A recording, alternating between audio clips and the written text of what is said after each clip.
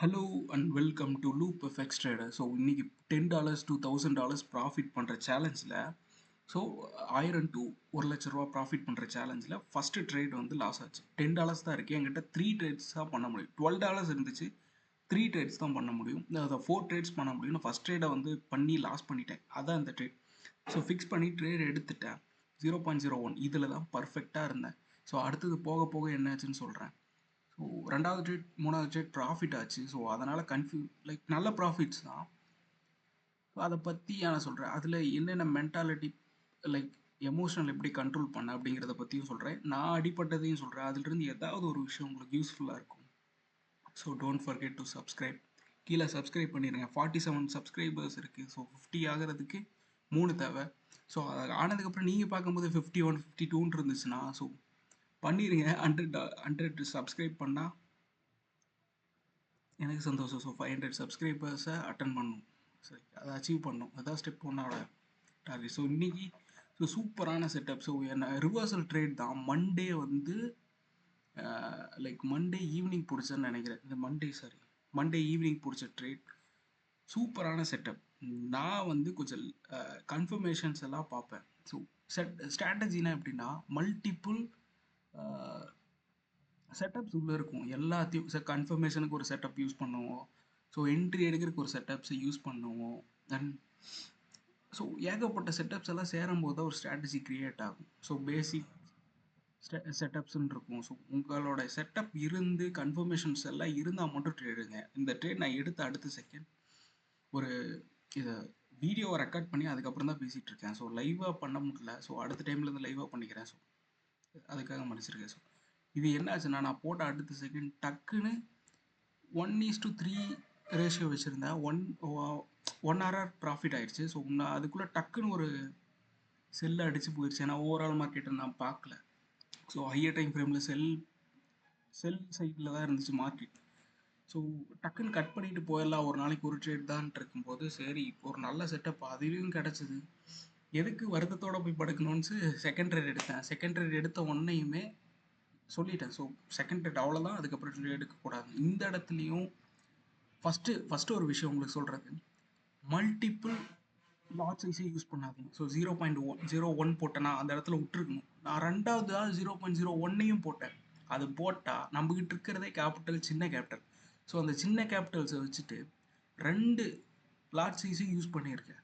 So இதனால் எனக்கு லைட்டாக மேலே என்னோடய ஃபஸ்ட்டு 0.01 $2 ஓடிட்டு இருக்குதா, அதை தாண்டி லைட்டாக போனாலுமே எனக்கு இதோட அதுக்கு கீழே போட்டிருந்த லாட்டும் மேலே போட்டிருந்த லாட்டும் ரெண்டும் சேர்ந்து ஒரே செகண்டில் அக்கௌண்ட்டை காலி பண்ணிடும். ஸோ யூஸ் பண்ணுறதுனா உனக்கு அந்த செட்டப் சூப்பராக இருந்துச்சு, டெஃபினட்டாக ப்ராஃபிட் ஆகும். நான் 0.02 போட்டுருவேன் ஒரே இடத்துல. எஸ்எல்ஐ கரெக்டாக வச்சுட்டு போயிரு. நான் நான் 3 பிப் எஸ்எல்ஸ் வைப்பேன். 3 to 5 பிப்ஸ் அது கொஞ்சம் மேலே கீழேன்னு ஆகும். ஸோ அதை வச்சுட்டு 6 பிப்புக்கு 9 பிப்ஸு 90 பிப்ஸ் வந்து டிபி வைப்பேன். ஸோ இந்த இடத்துல எனக்கு டவுட்லேயே எடுத்து இந்த ட்ரேட் போகுமா போகாதான்னு. ஆனால் சூப்பரான செட்டப்ஸ் தான். அந்த இடத்துல ஃபஸ்ட்டு ட்ரேட் லாஸ் ஆன உடனேயுமே எனக்கு சைக்காலஜி கொஞ்சம் என்னமோ மாதிரி ஆயிடுச்சு. இருந்த கேபிட்டல் ஸோ காலையிலேருந்து ப்ரெஷர் வேறு. ஸோ என்னமோ மாதிரி ஆகிட்டேன். ஸோ இந்த ட்ரேட் எடுக்கக்கூடாதான் அந்த அன்னைக்கு நான் எடுத்துட்டேன். ஸோ ரெண்டாவது ட்ரேட் கட் பண்ணி $7 $2 ப்ராஃபிட் பண்ணி $9 மாற்றிட்டேன். ஸோ இதுக்கு என்ன யோசிச்சுன்னு தெரில, மறுபடியும் அந்த ட்ரேடை போட்டேன். ஃபஸ்ட்டு ஸ்டெப்பு உங்களுக்கு சொன்னது லைக் ஃபிக்ஸ் லாட் சைஸை யூஸ் பண்ணுங்கள், கேபிட்டலுக்கு ஏற்ற மாதிரி யூஸ் பண்ணுங்கள். நான் வந்து இதை டக்குன்னு ப்ராஃபிட் கொஞ்சம் எடுத்துகிட்டு போகணும் அப்படிங்கிறதுக்காக தான். ஏன்னா நிறையா ஒரு பெரிய காசை வச்சு பண்ணால் மட்டும்தான் நீங்கள் பார்க்குறீங்க, இல்லைன்னா பார்க்க மாட்டேங்கிறீங்க. இதனால் புரிஞ்சுக்க, ஒரே செட்டப்புக்குள்ளே தான் உங்கள்கிட்ட காசு அதிகமாக இருந்துச்சுன்னா அதிகமான லாட் சைஸ் யூஸ் பண்ணுறான். ஸோ என்கிட்ட கம்மியான காசு இருக்குது, கம்மியான லாட் சைஸ் யூஸ் பண்ணுறேன். அந்த இடத்துல அந்த செட்டப்பை கற்றுக்கணுன்னா ஸ்ட்ராட்டஜியை கற்றுக்கிறத பாருங்கள். அதை விட்டு போட்டு அதிகமான காசு போடுறான், ஸோ காசை பற்றி லைக் காசை போட்டால் மட்டும் பார்க்குறாங்க, இல்லைன்னா பார்க்க மாட்டேங்கிறீங்க, என்னன்னு தெரில. ஸோ இந்த இடத்துல ஒரு நல்ல செட்டப்ஸ் கிடச்சிது. ஸோ என்னோடய டார்கெட்டையும் வைக்கல. ஸோ அந்த நாளே என்னாச்சுன்னே தெரில. ஸோ அதனால் அந்த வரைக்கும் லாபம்ன்ட்டு கட் பண்ணிவிட்டு போயிட்டேன். என்னோடய செல் சைடில் மார்க்கெட் இன்னொரு சார்ட்டில் ஓப்பன் பண்ணி என்னோடய டிவியை தான் வந்து சார்ட்டாக வச்சுருக்கேன். ஸோ அதில் எல்லாத்தையும் பக்காவாக மார்க் பண்ணி வச்சுருக்கேன். இது ஜஸ்ட்டு சும்மா செகண்ட் ஸ்க்ரீன் தான். இதில் தான் ரெக்கார்ட் பண்ணியிருந்தேன். ஸோ ஹையர் டைம் ஃப்ரேம்லேயும் சூப்பரான சேல்ஸ் நடந்துச்சு. இது மண்டே நடந்தது. மண்டே என்ன டேட்னா 5/1/2016. இந்த நியூ இயரில் ஃபஸ்ட்டு ட்ரேட் ப்ராஃபிட் இதுதான். ஸோ இது செகண்ட் ட்ரேடுன்னு நினைக்கிறேன். இது third trade. So first trade loss $3, second trade profit 9 to எவ்வளோ ஒரே செகண்ட், அதை கவனிக்கவே இல்லை. ஸோ ஃபஸ்ட் ட்ரேட் வந்து லாஸ் $3, செகண்ட் ட்ரேட் சூப்பரான ப்ராஃபிட்ஸ் லைக் 7 to நான் க்ளோஸ் பண்ணும்போது 19 இருந்துச்சு. 7 to 19னா அங்கே 9 + 3 $12 ப்ராஃபிட்டா அந்த ஒரே ட்ரேட்டில் க்ளோஸ் பண்ணும்போது. 7 to + 9 ஆச்சு. 9 to மறுபடியும் $10 ப்ராஃபிட். ஸோ $12 ப்ராஃபிட் ஆச்சு அந்த இடத்துல. லாஸ்ட் $3 மைனஸ் பண்ணாலும் அந்த இடத்துல எனக்கு $9 ப்ராஃபிட் ஆச்சு. ஸோ $10 ப்ராஃபிட் ஆச்சு அந்த இடத்துல ஒரு நாள் ஃபஸ்ட்டு ட்ரேடில். செகண்ட் ட்ரேடில். ஸோ இது தேர்டு ட்ரேட். இது அதுக்கு அடுத்த நாள் பண்ண ட்ரேட். Monday profit $12. ஸோ $7லேருந்து $12 ப்ராஃபிட் ஆச்சு. ஸோ என்னோடய கேபிட்டல் வந்து $19 ஆச்சு. ஸோ டியூஸ்டே ரெண்டாவது நாளும் செட்டப் கிடச்சிது. சூப்பரான செட்டப். நான் ஹோல்ட் பண்ணுறக்கே மறந்துட்டேன் நண்பர்களே. ஸோ சூப்பரான செட்டப். நான் ஸ்பீட் பண்ணியிருக்கேன். நான் வேணால் காட்டுறேன் பாருங்க. ஸோ நான் ஃபஸ்ட் இது ரெண்டாவது ட்ரேடு. ஓகே.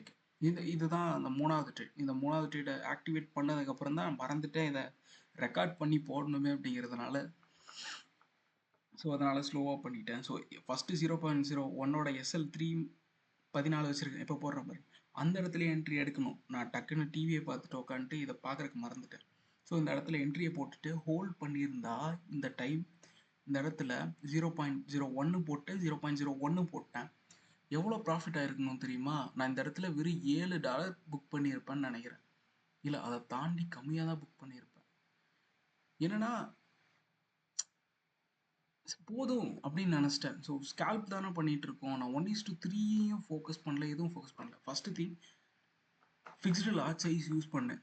ரெண்டாவது திங் உன்னோட 1:3 டிவி அடித்தா மட்டும்தான் நீ அடுத்த நெக்ஸ்ட் லெவலுக்கு போவேன். இந்த மல்டிபிள் லாட் சைஸ் யூஸ் பண்ணும்போது உனக்கு பிரச்சனை என்ன ஆகும்னா உன்னால் ஃபோக்கஸ்டாக இருக்க முடியாது. திடீர்னு ஒரு கேண்டில் வந்து பை செல் சைடில் போச்சுன்னா என்ன ஆயிரும், மொத்தமாக காலியாயிருங்கிற ஒரு பயம். ஏன்னா நம்ம வச்சு சோட்டா கேபிட்டலை வச்சு ட்ரேட் பண்ணிகிட்ருக்கோம். ஸோ டக்குன்னு வந்து மேலே அடிச்சுட்டு போயிடுன்னு ஒரு பயத்தில் நான் அந்த இடத்துல ஒரு என்னோட ஃபோக்கஸ்டாக இருக்க முடியல. ஸோ இதே 0.01 போட்டிருந்தேன்னா அது $15. ஸோ 150 பிப்ஸ் 200 பிப்ஸுக்கு மேலே செல்லு கொடுத்துருந்துச்சு.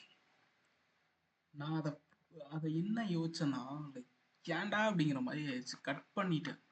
ஸோ ரெண்டாவது விஷயம் எவ்வளோ லார்ஜ் யூஸ் பண்ணுறேன் எல்லாத்தையும் கான்ஃபிடண்ட்டாக இருந்தேன். நான் ஹோல்ட் பண்ணிடுறேன்.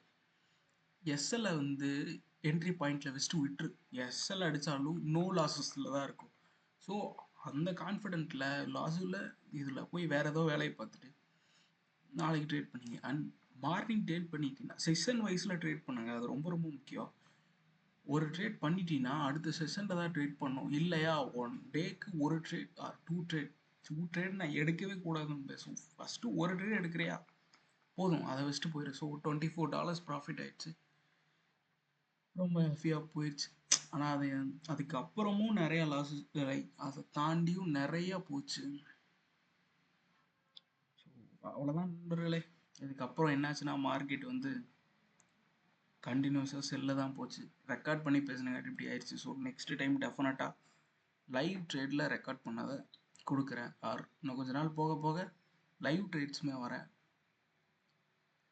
இந்த வீடியோவில் பார்த்ததுக்கு என்ன உங்களுக்கு பிரயோஜனம்னா ஒரே ஒரு விஷயம், ஃபிக்ஸ்டு லாட் சைஸ் யூஸ் பண்ணுங்கள். இப்போ புரிஞ்சுக்கங்க, ஃபிக்ஸ்டு லாட் சைஸ் யூஸ் பண்ணுங்கள்.